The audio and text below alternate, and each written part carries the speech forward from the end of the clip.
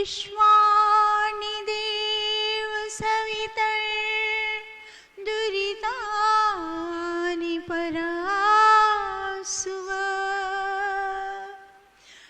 यत् भद्रं तन्नासुव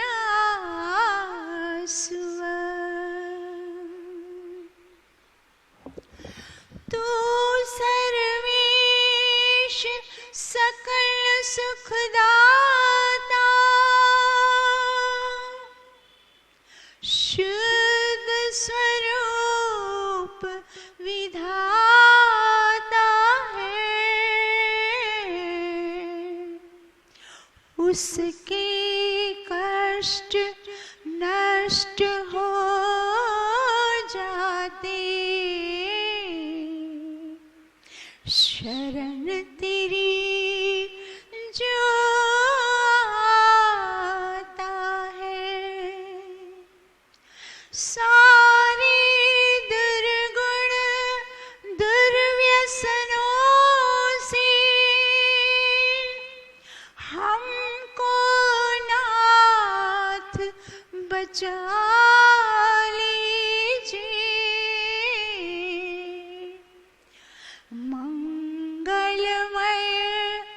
गुण कर्म पदार्थ प्रेम सिंधु हमको दीजिए प्रेम सिंधु हमको दीजिए।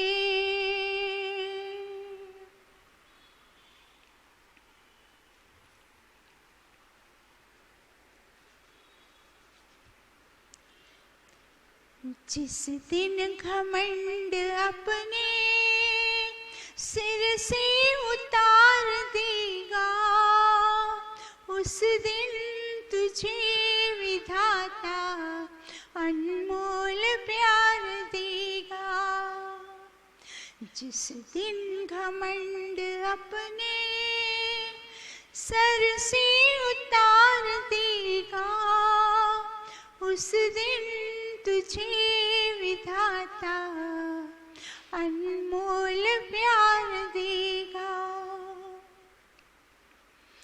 उसके समान जग में दाता न और कोई देने पे जब वो आया तो बेशुमार देगा उसके समान जग में दाता न और कोई देने पे जब वो आया तो बेशुमार देगा तो बेशुमार देगा मन वचन कर्म उसके आज्ञानुसार कर ले वह तो पिता है तुझ पे सर्वस्व वार देगा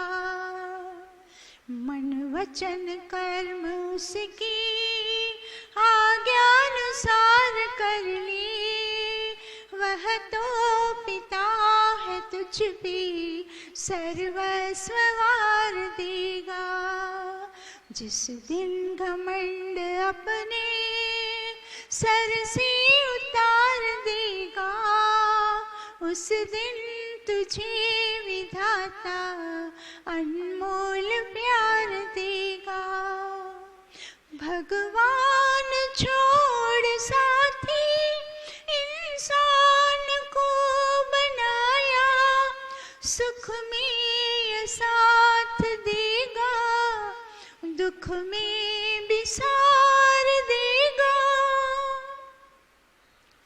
भगवान छोड़ साथी इंसान को बनाया सुख में ये साथ देगा दुख में भी सार देगा दुख में भी सार देगा खुद ही न चैन जिसने पाया हो जिंदगी किसी के दिल को सब्र करार देगा।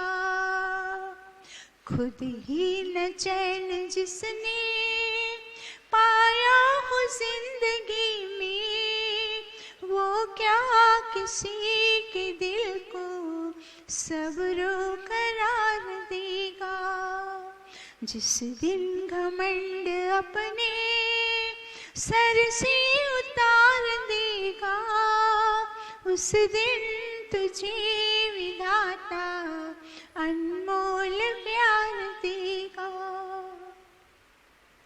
भेजा था उसने जग में करने को कुछ कमाई, किसको पता था जीवन यूं ही गुजार देगा।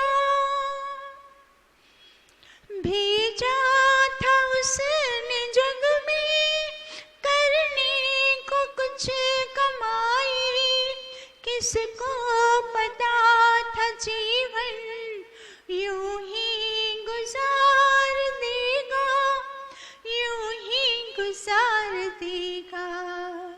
अंतिम समय कहेगा नेकी कमा लो, लेकिन एक पल तुझे न कोई जीवन उधार देगा। अंतिम समय कहेगा नेकी कमा लो, लेकिन एक पल तुझे न कोई जीवन उधार देगा। जिस दिन घमंड अपने सर से उतार देगा, उस दिन तुझे विधाता अनमोल प्यार देगा।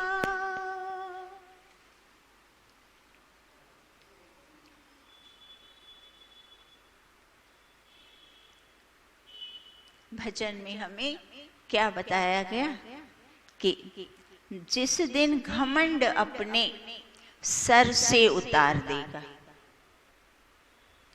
अब यह जो व्यक्ति है वो थोड़ा सा विद्या प्राप्त करता है या थोड़ा धन अर्जन कर देता है, कुछ थोड़ा पद प्रतिष्ठा उसको मिल जाती है, तो वो अपने आप में इतना सारा उसको अकड़, अभिमान, घमंड आ जाता है। वो समझता है मेरे जैसा कोई है ही नहीं, मैं सबसे बड़ा ज्ञानी, बाकी सब मूर्ख। तो यह जो सोच है, यह सब पतन में, उसका पतन, व्यक्ति का पतन हो तो इस तरह से हो जाता है। वो जो सीखा है वो भी उसका सब कुछ नष्ट हो जाता है। तो इस बात का, अभिमान को तिरोहित करने का एक सरल, कितना अच्छा हम जो वेदों में पढ़ते हैं, शास्त्रों में, तो उसके ज्ञान का सार क्या बनता है? तो उसका यह सार बनता है हमारे सत्संगों का कि हम अपने ऊपर ध्यान दें, हम सोचें, हम अपनी दृष्टि अपने ऊपर डालें कि हम देखें हमारा सामर्थ्य क्या है, हम क्या हैं, हमारे पास क्या था। जब हम माता के गर्भ से आए, ईश्वर ने हमें शरीर बना दिया, माता पिता गुरु आचार्य ईश्वर ने दिए, वेदों का ज्ञान ईश्वर ने दिया। जो सब कुछ भी मेरे पास है, जितना भी आज मेरे पास मैंने प्राप्त किया है, वो सारा का सारा ईश्वर का, माता का, पिता का, गुरुजनों का, आचार्यों का, सबका वो उसमें सारा का सारा सहयोग है। उसके बिना तुम कुछ भी नहीं थे। एक स्वयं व्यक्ति का मात्र एक 1% परिश्रम और पुरुषार्थ होता है, बाकी सारा कुछ ईश्वर का, माता पिता का, गुरुजनों का, वेद शास्त्रों का और अन्य जिसके साथ भी संपर्क होता है, उससे समाज का कितना सारा उपकार होता है मनुष्य के ऊपर। तो ये सारे उपकार जब वो गिनता है, उसके ऊपर दृष्टि डालता है, गहराई से सोचता है, तब उसका सारा जो घमंड, अभिमान, अकड़ जो उसको आ गई है, सारी तिरोहित, सारी नष्ट हो जाएगी। और अगर नष्ट ना की इस तरह सोच के, तो पतन का सबसे सुंदर उदाहरण हमारे पास समक्ष है, जो हमने अभी विजयादशमी का पर्व मनाया, वो किसके साथ जुड़ा हुआ है? विजयादशमी रावण की पराजय पे है ना। तो रावण क्या था? रावण बहुत बड़ा पंडित था, बहुत बड़ा विद्वान था। 10 विद्याएं उसने सीखी थी, वेद शास्त्र सब उसने सीखे थे। वो अज्ञानी नहीं था बहुत, और राम से भी अधिक विद्यावान था वो। राम के पास भी उतनी विद्या नहीं थी जितनी रावण के पास थी। रावण ने तो स्वयं स्वरचित उसके इतने अधिक श्लोक हैं कि आज तक लोग उन श्लोकों का अर्थ तक नहीं कर पाए, इतना गूढ़ उसके पास ज्ञान तो खूब था। पर ज्ञान कैसा था? शाब्दिक ज्ञान था। जितना भी ज्ञान था उस ज्ञान का उसने अपने आचरण में जरा भी नहीं उतारा। आचरण उसका कैसा रहा? उससे विपरीत। जैसी विद्या थी वैसा आचरण नहीं था। राम के पास कम विद्या थी, पर उसने जितनी भी विद्या थी उतनी उसने आचरण में उतारी। तो आज राम की सारे लोग पूजा करते हैं, और रावण की क्या दशा है? रावण जिसको 10 लोगों ने उसका अर्थ बदल दिया। रावण संस्कृत में पता है क्या नाम दूसरा दिया गया? दशानन, अर्थात 10 आनन, आनन अर्थात खोपड़ियां, सिर। तो उसके पास 10 सिरों का अर्थ का अनर्थ लोगों ने किया। उसका 10 फोटो चित्र सिर बना दे। 10 सिर कभी किसी को नहीं होते। सिर तो उसके पास एक ही था, पर एक सिर के अंदर, एक दिमाग के अंदर, उसके मस्तिष्क के अंदर 10 दिमागों जितना ज्ञान भरा था। उसने इतनी सारी विद्याएं प्राप्त करी थी, पर विद्या मात्र, जैसे विद्या तो ढेर सारी, हमारा लाइब्रेरी देखो, पुस्तकालय सारा ज्ञान से भरा पड़ा है। अब पुस्तकालय खोलो, वो उसके अलमारी को पूछो तो क्या उसको ज्ञान है? जरा भी। इतने सारे ढेर उसके पास पुस्तक पड़े हैं, ज्ञान के भंडार, वेद शास्त्र सब पड़े हैं।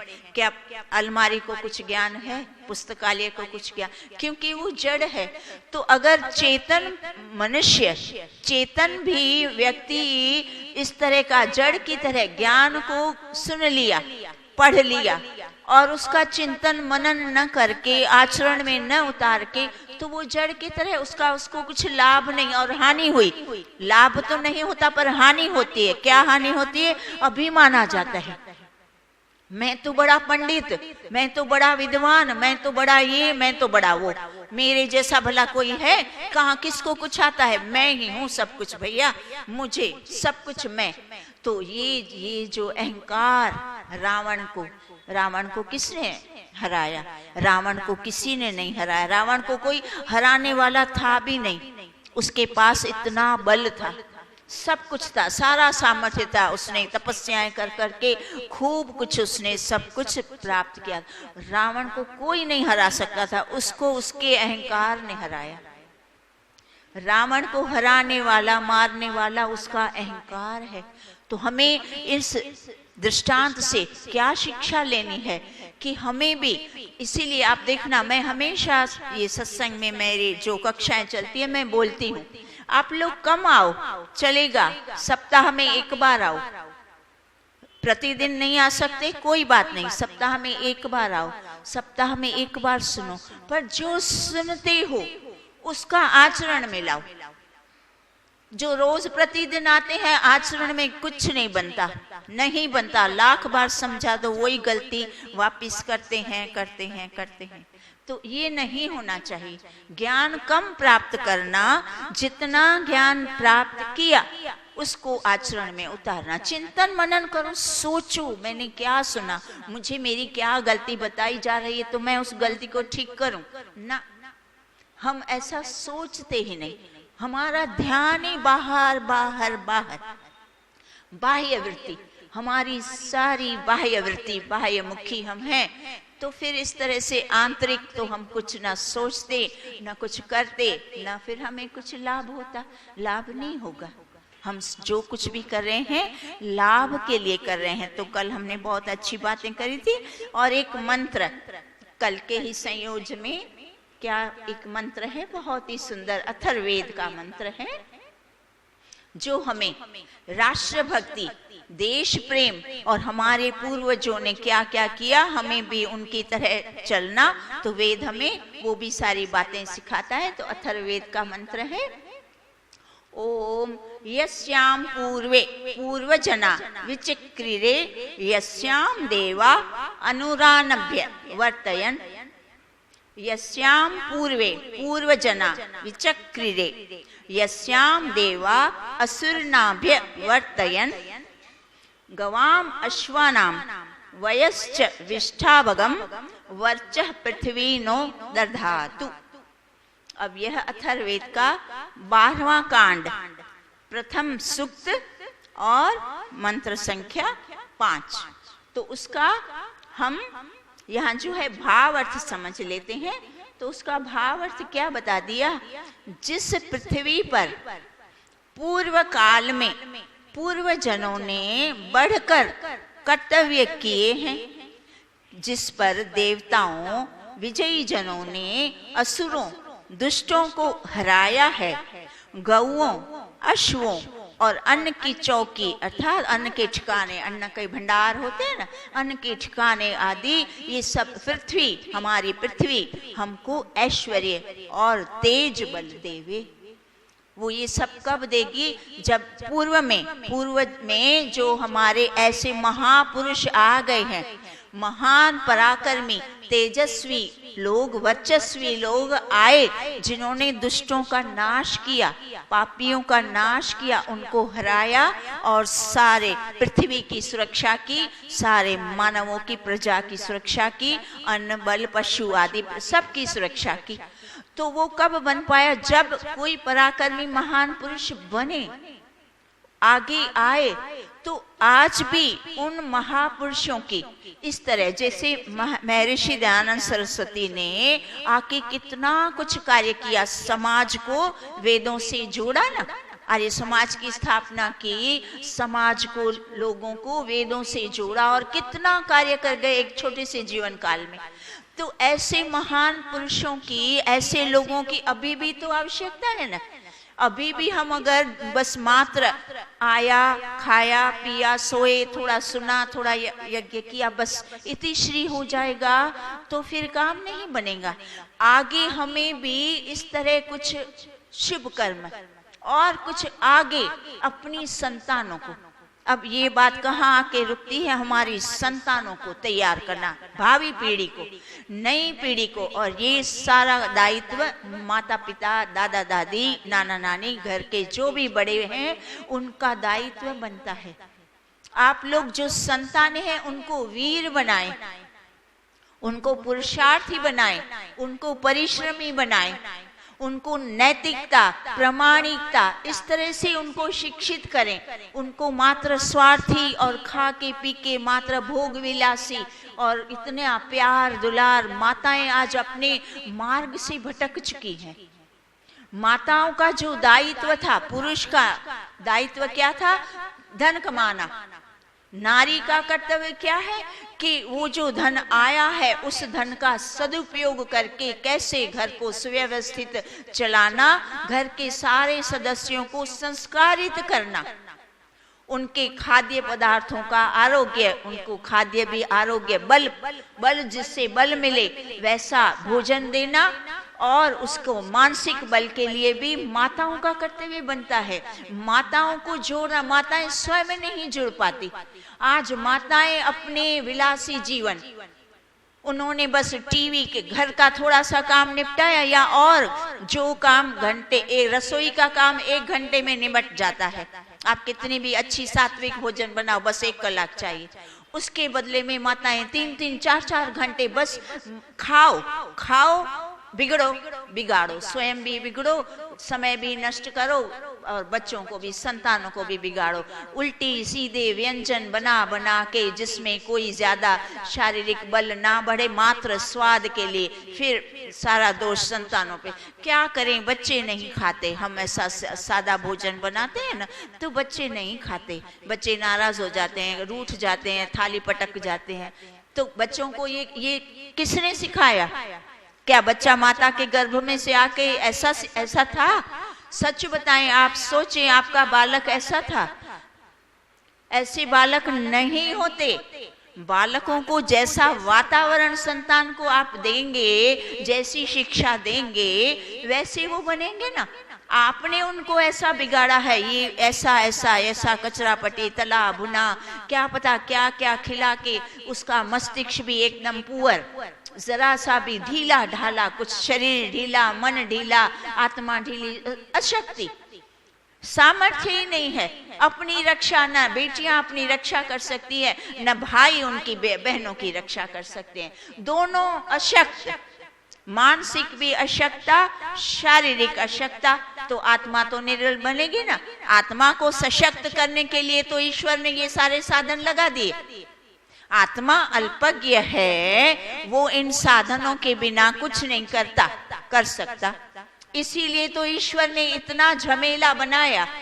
ये इतना बड़ा सारा जो संसार है, ये झमेला है ना, कितना बड़ा संसार बनाया है। ये किसके लिए? मात्र आत्मा की शक्ति बढ़ाने के लिए। क्यों? क्योंकि आत्मा अल्पज्ञ है। वो आत्मा को जब तक ये सारे सृष्टि के पदार्थ न दिए जाएं, ये शरीर न दिए जाए, ये मन बुद्धि चित्त, ये इंद्रियां, ये माता पिता, ये वेद, ये गुरु आचार्य, ये खान पान, ये गाड़ी बंगले, जो कुछ भी न दिया जाए तो वो कुछ नहीं कर पाएगा। ये मात्र और मात्र साधन है हमारी आत्मा को सशक्त करने के लिए, आत्मा की उन्नति के लिए। तो इन साधनों को जो ईश्वर ने इतना बड़ा संसार रचाया, उसका तो आज मानव हर एक चीज का दुरुपयोग करता है, दुरुपयोग, मिसयूज, हर एक चीज का दुरुपयोग करके स्वयं भी हानि में है, संतानों की हानि, समाज की हानि और राष्ट्र की तो हानि है ही है। तो फिर आज क्या राष्ट्र की भक्ति, हमें क्या सिखाया जा रहा है? राष्ट्र की भक्ति। तो हम राष्ट्र की भक्ति के लिए हमारे वेद में यजुर्वेद का 22वां अध्याय और 22वां मंत्र, इतना सुंदर बड़ा मंत्र है, पर उसका भावार्थ इतना सुंदर है, जो हमारे एक एक व्यक्ति, परिवार के एक एक व्यक्ति के लिए कितना आवश्यक है, और हमें वेद में क्या आज्ञा दी गई, कैसा जीवन जीना वो बताया गया है। तो हम कम समय में उसको अच्छी तरह से ध्यान पूर्वक सुने। तो क्या बताया? हे परम पिता परमेश्वर, हमारे राष्ट्र में ब्रह्म तेज वाले, तेजस्वी, ज्ञान दीप्ति से युक्त, संपूर्ण विश्व में ज्ञान का प्रचार और विद्या दान करने वाले ब्राह्मण हो। क्या बता दिया? ब्राह्मण हो। अब लोगों ने इसका भी उल्टा अर्थ कर लिया। ब्राह्मण अर्थात वो जाति से जो ब्राह्मण है, ब्राह्मण के कुल में उत्पन्न हुआ, वो ब्राह्मण है। तो यहाँ वेद ने हमें क्या बताया? ना ना, हम उस ब्राह्मण की बात नहीं कर रहे। हम किस ब्राह्मण की बात कर रहे हैं? जिस व्यक्ति में यह 6 गुण हैं, वो ब्राह्मण है। तो कौन से 6 गुण हैं? तो 6 गुण क्या बता दिया? जो व्यक्ति स्वयं वेद पढ़ता है और फिर दूसरों को वेद पढ़ाता है, जो स्वयं व्यक्ति हवन यज्ञ करता है, दूसरों को कराता है, जो स्वयं व्यक्ति दान लेता है और स्वयं व्यक्ति दान देता है। जो 6 गुण यह एक व्यक्ति में है, वो ब्राह्मण है। तो इससे किस कुल में उत्पन्न हुआ, इसका कोई ताल्लुक नहीं, इससे कोई लेना देना नहीं है। ये गुणों को बढ़ाना है। गुणों से वर्ण आश्रम हमारा इस तरह से नहीं था, कर्मों से है। तो सुव्यवस्था चलती रहे, इसीलिए हमें वेद में अच्छी तरह से समझा दिया कि ब्राह्मण, इस तरह से ब्राह्मणों को हमें उत्पन्न करना है, विद्यावान बन के इन 6 गुणों को अपने अंदर सामर्थ्य बढ़ा के और विद्या का दान हमें सबको देना है। तो ब्राह्मण, प्रथम तो ब्राह्मण की बात हुई। फिर क्या बता दिया? शूरवीर, धनुर्धर, तेजस्वी, क्षत्रिय हो, जो राष्ट्र की रक्षा करने वाले, न्यायकारी, रक्षा करने वाले, न्याय की रक्षा करने वाले सैनिक हो। आप ऐसे महारथियों को जन्म दीजिए। और क्या बता दिया कि क्षत्रिय कैसे हो? जो राष्ट्र की रक्षा करने वाले हो। मात्र पद के लिए कुर्सी, आज नेता क्या करते हैं? नेता किस वर्ण में आएंगे? क्षत्रिय हैं। जो देश के लागू कोई भी पुलिस कर्मचारी है या सैनिक है या राज्य के किसी भी कार्य में जो कार्य पद पे है वो क्षत्रिय है। तो क्षत्रिय हमारे राष्ट्र में कैसे होना चाहिए? पूरे न्यायकारी होने चाहिए, बलवान होने चाहिए, राष्ट्र की सुरक्षा करने वाले होने चाहिए। उनका एक ही मकसद, उनका लक्ष्य क्या है? आपको हमने पद पे क्यों बिठाया? हमने आपको पावर क्यों दिया? हम आपको इतनी मोटी मोटी तनख्वाहें क्यों दे रहे हैं? ताकि आप सबकी रक्षा करें। तो आज सच बताएं, कौन से नेता है, कौन से अधिकारी हैं जो हमारे हित के लिए तनख्वाहें लेते हैं और पद पे बैठे हैं? है कोई ऐसा आसन पे आपको दिख रहा है? सब अपना पद संभालने में लगे हैं। कब मेरा पद न छीना जाए, मेरी कुर्सी न छीनी जाए, बस उसको संभालने में, उसका सारा ध्यान। और उससे भी ज्यादा अपने पावर का दुरुपयोग करूंगा, अभिमान करूंगा, छल कपट करूंगा और बेईमानी करके और खिसे तनख्वाह से संतुष्ट नहीं होऊंगा। इस पद का, पावर का दुरुपयोग करके और धन एकत्रित करूंगा। तो क्या जब ऐसे क्षत्रिय होंगे तो आप बताओ राष्ट्र का क्या होगा? तो यहाँ क्या बताया जा रहा है? राष्ट्र की उन्नति कब होगी? जब ब्राह्मण ऐसे सच्चे ब्राह्मण होंगे। वो नाम वाले ब्राह्मण कुछ नहीं, उन्होंने तो हानि पहुंचाई और आज भी पहुंचा रहे हैं। अभी यहाँ किस बात हो रही है? क्या सच्चे ब्राह्मण, वर्चस्वी ब्राह्मण, तेजस्वी ब्राह्मण, वेदों को पढ़ने पढ़ाने वाले ब्राह्मण हमें चाहिए। और क्षत्रिय कैसे चाहिए? जो प्रजा की, सारे लोगों की जो रक्षा करें। फिर आगे क्या बता दिया? अमृत के समान दूध देने वाली गौएं हो तथा भार ढोने वाले सशक्त शक्तिशाली बैल हो। ये सब कब होगा? ये भी बेचारे पशु हैं, उनकी हम अच्छी तरह से देखभाल करेंगे। पशुपालन आज कौन करता है? मात्र सबको बड़ी कुर्सियां चाहिए और नगरों में जाके बसना है। गांव उजड़ जाते हैं। गांव में कोई बसना ही नहीं चाहता। ये खेती, ये पशुपाल, ये सब कहाँ होगा? गाँव में होगा ना। हमारा देश गाँव का प्रधान था, तो गांव सिमटते जा रहे हैं, सब शहर की ओर भाग रहे हैं। शहरों में क्या है वो आप सबको पता है। शहरों में मात्र भोग विलासिता है। तो गांवों में रहकर ये सब जो पशुपालन होगा तो गौएं और अश्व और ये सब बैल, ये कितने लाभकारी हैं। एक मनुष्य से भी ज्यादा आपका ध्यान रखते हैं। ये गौ का आप पालन करो तो आपको क्या कुछ नहीं देती गौ माता। गौ माता का दूध, मक्खन, घी, दही, छाछ और तो और उसका मल मूत्र, उसका छाण, हर एक चीज उसकी लाभकारी। कितना पैसे, धन भी देने वाली, बुद्धि देने वाली, खेती में उपयोग होने वाली, रोगों में सब कुछ रोगों को दूर करने वाली। आप बताएं, एक गौ इतना कुछ, उसका भी हम क्या करते हैं? बस कसाई खाने खोल के काट रहे हैं ना, पैसे कमाने हैं। वो सब जो करना है वो नहीं करना। काट के मांस बेचो और पैसा कमाओ, शीघ्र करो, जल्दी से। तो इस तरह से सारे के सारे उल्टे कार्य हो रहे हैं। फिर आगे क्या बता दिया? उत्तम स्वभाव वाली सुशील बुद्धिमती नारियां हो तथा अन्यायियों पर विजय कामना करने वाले वीरों से धरती भरपूर रहे। नारियों का क्या स्वभाव बताया? उत्तम स्वभाव वाली सुशील बुद्धिमती नारियां। अब ये सब उत्तम स्वभाव और सुशीलता, ये सब कहाँ से आएगा? आप स्वयं उतर दें। जब नारी वेदों से जुड़ेगी, वैदिक शिक्षा ग्रहण करेगी, तब तो उसका स्वभाव उत्तम बनेगा।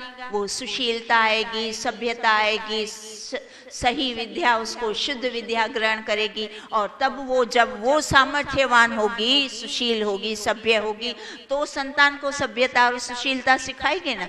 जब ये गुणों से वो खुद वंचित है, आज नारी में ये कोई गुण नहीं बचा जो हमने यहाँ वेद के मंत्र से सुना। तो आप बताओ, इसीलिए जो हमारी भावी पीढ़ी की जो दुर्दशा है ना, उसका 90% दोष नारियों पे है, 10% पुरुष पे। पता है क्यों 10%? क्योंकि पुरुष का तो काम है धन कमाना, आपका काम है संतानों को निर्माण। संतान का निर्माण नारी करती है। नारी नहीं करेगी तो कैसे चलेगा। नारी के लिए और भी कितने अच्छे मंत्र, बस हम ये एक मंत्र करके और हमारा समय समाप्त, और उसका कल आगे उसका अर्थ हम कल करेंगे। तो नारी के लिए ऋग्वेद में कितना अच्छा मंत्र दिया, आपको कितना सम्मान दिया है वेद ने, ईश्वर ने। अम्बी तमे नदी तमे देवी तमे सरस्वती अप्रशस्ता इव समसी प्रशस्ति मम्ब निष्कृति।